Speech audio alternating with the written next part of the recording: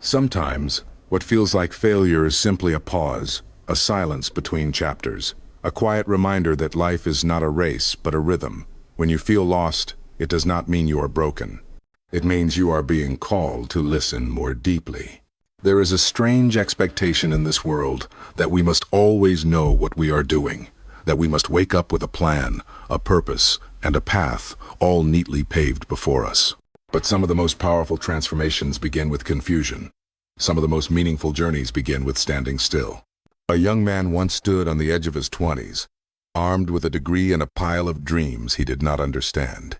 He applied to dozens of jobs, heard back from none, and spent his days refreshing inboxes and questioning his worth. One night, sitting in the dark of his bedroom, he whispered to no one in particular, "I do not know who I am anymore." But the truth is, he was not falling apart, he was falling inward.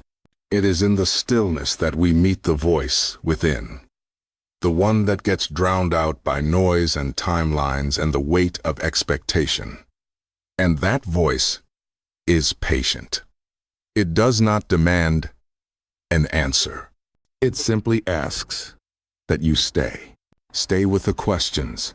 Stay with the uncertainty. Stay long enough to learn that the feeling of being lost is not a problem to be fixed, but a passage to be walked through. Every pause is a space to realign. And the moment you stop fighting it, you start hearing things you have been too busy to notice. What excites you? What drains you? What no longer fits? This is not failure. This is not weakness. This is the cocoon before the wings. So breathe. You do not need to run just yet. Big change never begins with a lightning bolt.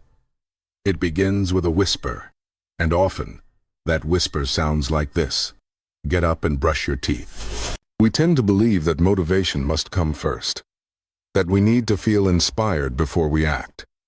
But that belief is a lie. The truth is simpler. Movement creates momentum. Action breeds clarity. There was a woman who had not left her apartment in 4 days. Her inbox overflowed, her sink piled with dishes, her mind scattered like broken glass. One morning, she told herself she would do one thing. Not everything, just one. She washed a plate, then another, then wiped the counter. By evening, the apartment looked lighter, and so did she. This is what the do something principle looks like. It is not glamorous, it is not loud. It is choosing progress over paralysis. It is understanding that brushing your hair, taking a short walk, or opening a blank document and typing one messy sentence is not meaningless. The brain craves momentum. Each action, no matter how small, tells the mind a story. And that story sounds like this: I am not stuck. I am in motion. Forget the illusion of the perfect start. Just begin. Begin poorly. Begin uncertain. Begin while tired. Because beginnings are not about readiness. They are about courage. And the smallest act of courage is more powerful than the grandest plan never acted upon. Do not wait for the stars to align. Do not wait for clarity or motivation or the right playlist. Start with what is in front of you. Start with what you can do now. Because even the tallest mountain is climbed one step at a time. And the first step always feels smaller than it is. Curiosity is the quiet fire that lights the path ahead. It does not demand answers. It only asks questions. Small ones, gentle ones, the kind that pull you forward when nothing else can. What if I tried this? What would happen if I followed that feeling? What if this was not a mistake, but a clue? Most people wait for certainty before they begin. But the ones who build lives of meaning know that it is not certainty that guides them. It is wonder. There was a boy who always asked too many questions. His teachers called him distracted. His parents told him to focus. So he did. He buried his curiosity under grades and expectations. Years later, he looked around and realized he had built a life that felt like a prison. It was not failure that broke him. It was the absence of wonder. So he returned to his questions. He followed them like breadcrumbs. He took a photography class, volunteered at a local shelter, tried painting for the first time. None of it made sense at first. But piece by piece, something stirred inside him. He felt alive again. That is the power of curiosity. It does not promise you a destination, but it brings you back to life. Ask yourself what pulls at your attention. What makes time disappear? What gives you that strange sense of lightness in your chest? Then follow that thread, even if it leads nowhere. Especially if it leads nowhere. Because the point is not to arrive. The point is to explore. And sometimes the only way to remember who you are is to go where you have never been. If you are searching for direction, do not look outside. Look inward. Your life is not a blank page. It is a story already rich with clues, hidden in your joys, your talents, your wounds, your longings. The Japanese call it ikigai, a reason for being. It is the intersection of 4 questions. What do you love? What are you good at? What does the world need? What can you be paid for? The place where all 4 meet is not just a job. It is alignment. There was a young woman who spent years chasing careers that looked good on paper. She became everything she was supposed to be, until one day she realized she no longer recognized the person in the mirror. So she began again. She made a list of what made her heart feel full. She wrote down the compliments people gave her most often. She thought deeply about where she had been most useful, most alive. And slowly, a picture emerged. Not a perfect path, but a direction, a feeling. Ikigai is not about finding one final answer. It is about understanding what combinations bring out the best in you. Maybe you are not meant to be one thing. Maybe you are meant to live under an umbrella of possibilities. And within that space, you can evolve, create, serve, and thrive. Do not fear the complexity of who you are. Use it, map it, and let it point you towards something real. Because when your life begins to reflect your values, your gifts, and your love, everything changes. And what once felt like confusion now feels like truth. There is a silent poison in the modern world. It whispers that your worth is tied to your output, that rest is weakness, that unless you are achieving, you are falling behind. But the truth is quieter and deeper. Productivity is not how much you do. It is how aligned you are with what matters. A man once built a routine of perfect efficiency. He woke early, tracked every hour, checked every box. From the outside, it looked like discipline. On the inside, he was unraveling, exhausted, disconnected, hollow. What he lacked was not work ethic. It was meaning. Real productivity does not begin with schedules or checklists. It begins with asking, why does this matter to me? Is this taking me closer to who I want to become? Is this how I want to spend the only life I have? There is power in doing less, but doing it better. In choosing depth over speed, intention over motion. You are not a machine. You are not built for constant output. You are a soul, wired for rhythm, for inhale and exhale, for effort and renewal. So rest when you need to. Say no when it is not right. Let go of the idea that burnout is noble, because the most productive life is not the one filled with noise. It is the one shaped by purpose. Every dream has a shadow. Every calling carries a cost. People often say, follow your passion. But they forget to mention the fine print. That passion comes with problems. That even your dream job will have days of frustration, failure, and fatigue. So the real question is not, what do you love? It is, what struggle are you willing to endure for what you love? Elizabeth Gilbert called it the tea sandwich, and she was right.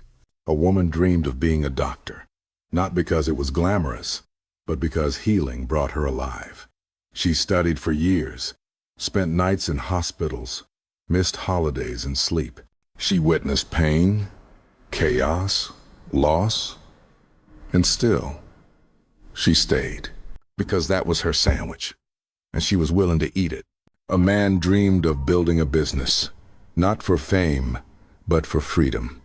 He worked unpaid for months, faced rejection after rejection, cried alone after every failure. But he got up, again and again. That was his sandwich, and he chose it. There is no dream without difficulty. There is no purpose without pressure. The pain you are willing to endure is a signal of what matters to you. So ask yourself, what am I willing to go through? What problems am I willing to solve? What sacrifices make sense in the context of my deepest joy? Because when you accept the struggle that comes with your purpose, you become unstoppable. Not because it is easy, but because you know it is worth it. There are moments when time bends, when hours disappear, when the world fades away, and all that remains is you and the thing you are doing. That is flow. And it is not an accident. It is a compass. Flow is the state where you are most yourself. Not the version shaped by others, but the one that exists beneath expectation. In that space, you do not have to force discipline. You do not need motivation. You simply become motion. There was a boy who never liked school. He could barely sit through an hour of class. But when he picked up a guitar, something changed. He would play until his fingers ached. He would forget to eat, forget to sleep. He was not lazy, he was just misaligned. Another girl found flow in solving puzzles. Not the kind with pieces, but problems, equations, patterns, systems. She could spend all night coding without realizing the sun had risen. She did not need to be pushed. Flow pulled her. That is how you find your lane. You pay attention to what does not feel like work. You watch where your energy expands instead of contracts. You listen to the parts of you that come alive when no one is watching. The world tells you to be consistent, but consistency without flow is just survival. Flow is not about always being in the zone. It is about recognizing where the zone lives and choosing to return to it as often as you can.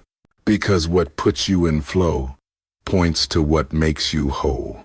And once you taste that, nothing else satisfies. Transformation does not happen in grand gestures. It happens in quiet repetitions. In the choice to try again one more time, just a little better than yesterday. This is the principle of progressive overload, a concept born in weightlifting but designed for life. You do not lift the heaviest weight on day one.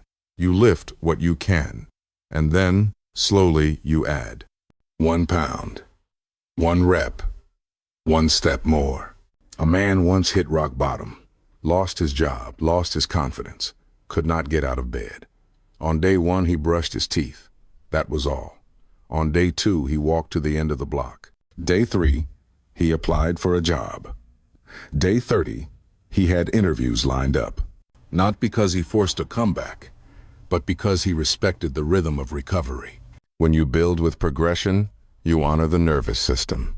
You respect the primal mind that resists sudden change. You say to yourself, I know you are scared, but we are just doing a little today. And that builds trust. You do not go from burnout to brilliance in one leap. You go from 10 minutes of focused work to 15, from reading 1 page to reading 5, from silence to speaking your truth out loud. Progression is not about speed, it is about sustainability. It is the difference between a sprint and a path you can walk for a lifetime. So set the bar where you are, not where you wish you were. Build slow, stack habits, celebrate the micro victories. Because consistency compounds, and over time those tiny shifts become tectonic. The ground beneath your life begins to change, and the person you are becoming begins to emerge. Not overnight, but surely, and with power that no storm can shake. A dream that lives only in your head is a beautiful illusion. But a dream made visible, made measurable, becomes a map. Most people say they want freedom, success, happiness, But when asked what that looks like, they fall silent. The truth is, clarity is power. And the more clearly you see your dream, the closer you bring it to life. There was a man who always said he wanted to live by the ocean, to wake up to waves, to write books, to live slow. But he never stopped to ask, what does that life cost? One day he sat down with a pen and paper and wrote it all out. Rent, groceries, plane tickets, health care. It was less than he imagined. He did not need millions. He needed a plan. Dreamlining is the act of assigning numbers to your dream, not to limit it, but to ground it.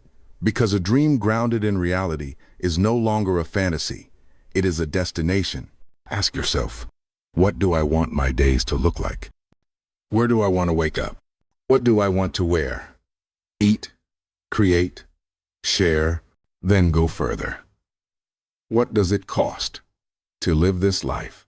Monthly, yearly. When you see the numbers, you see the path. And sometimes what once felt impossible becomes manageable. Because the dream is not far. It is just undefined. And once you define it, you can reverse engineer your way to it. Step by step. No more waiting. No more vague wishing. You turn the invisible into the inevitable. There is a silent cruelty in comparison. It makes you question your pace, your path, your process. It whispers that you are late, behind, not enough. But life is not a race. It is a garden, and each soul blooms on its own time. Oprah was fired from her first television job. Morgan Freeman did not land a breakout role until his 50s. Vera Wang became a designer after 40. Their timelines were not delayed. They were divine. You cannot rush becoming. A woman once watched all her friends find careers, relationships, clarity. She felt stuck, like she had missed the train. But what she could not see was that her roots were growing deep. And when her time came, her rise was unstoppable. Because it came from within. You must stop measuring your life by someone else's milestones. Their road is not yours. Their pace is not your truth. What matters is not how fast you move, but how aligned you become. So if today you are uncertain, if your peers seem miles ahead, if your progress feels invisible, take heart. You are not lost. You are unfolding. The right time is not a date. It is a readiness. And that readiness comes from living, from learning, from listening to your own rhythm. So honor your season. Protect your process. And trust the timing of your soul. Because everything real, everything lasting, blooms when it is ready, and not a moment before. Somewhere along the way, you stopped believing that you were allowed to begin again. You thought too much time had passed, too many mistakes, too much uncertainty. But here you are, still breathing, still capable, still holding the pen to your story. And that is everything. Because your transformation does not need permission. It needs a decision. You can return at any moment to your clarity, to your curiosity, to the version of yourself that still dares to dream. You can start small. You can move slow. You can change direction without apology. You can be the person who gets back up. Again, there will always be noise. There will always be doubt.